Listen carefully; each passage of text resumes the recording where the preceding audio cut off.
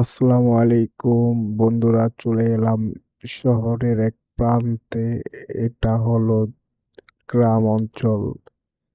এই গ্রাম অঞ্চলে অনেক মানুষ বসবাস করে, কিন্তু সেখানে একটাই সমস্যা। এই নদী পার হতে গেলে নৌকা প্রয়োজন। এই নৌকাতে চড়ে নদীটা পার হতে হয়।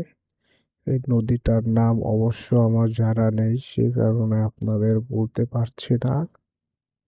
তো এই নদীটা পার হতে গেলে অবশ্যই আপনাদের 5 টাকা নৌকা ভাড়া দিতে হবে, এবং ভবিষ্যতে আপনার একটা সেতু হতে পারে। এটি অনেক আলাপ আলোচনা চলছে।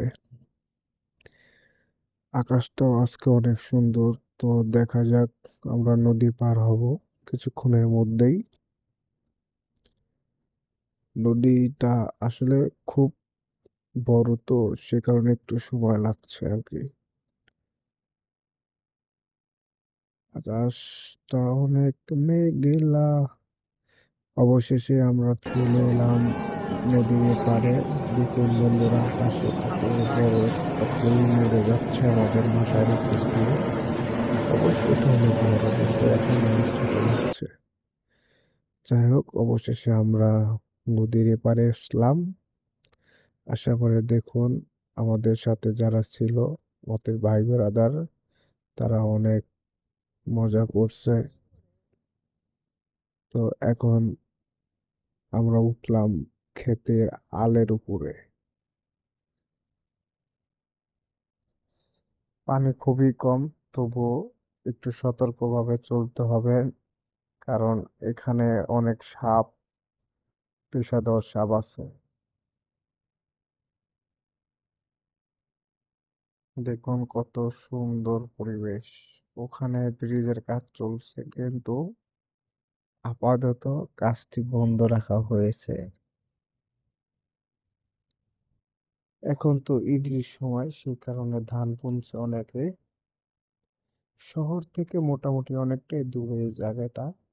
এই জায়গাটা হলো উনাইল। এটা আপনার পড়বে আশুলিয়া বাইপেল, তার পশ্চিমে যেতে হবে।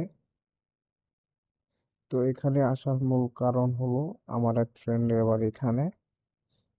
তো তার সাথে দেখা করবো বলে এসেছি আমরা সবাই। জায়গাটা দেখছেন কত সুন্দর। মানে এক কথায় কি, এই জায়গায় না আসলে আপনারা বুঝতে পারবেন না এটা গ্রাম না শহর।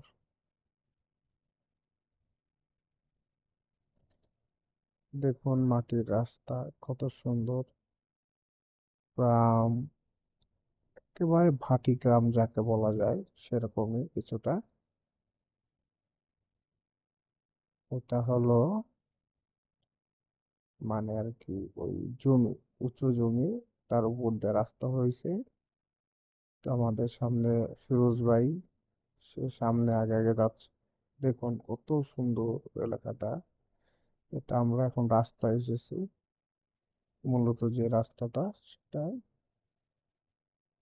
রাস্তাটাও অনেক সুন্দর। মাটির রাস্তা হলেও অনেক সুন্দর রাস্তা। দেখুন চারিপাশে কি অসাধারণ দৃশ্য, দেখলে মনটা ভরে যাবে। আপনারা যারা এই জায়গাটি দেখেননি, তারা অবশ্যই এখানে আসবেন এবং এই রাস্তাগুলি দেখবেন, এলাকাটা ঘুরবেন। এই এলাকায় অনেক কিছু আছে দেখার মতো। সবাই ভালো থাকবেন।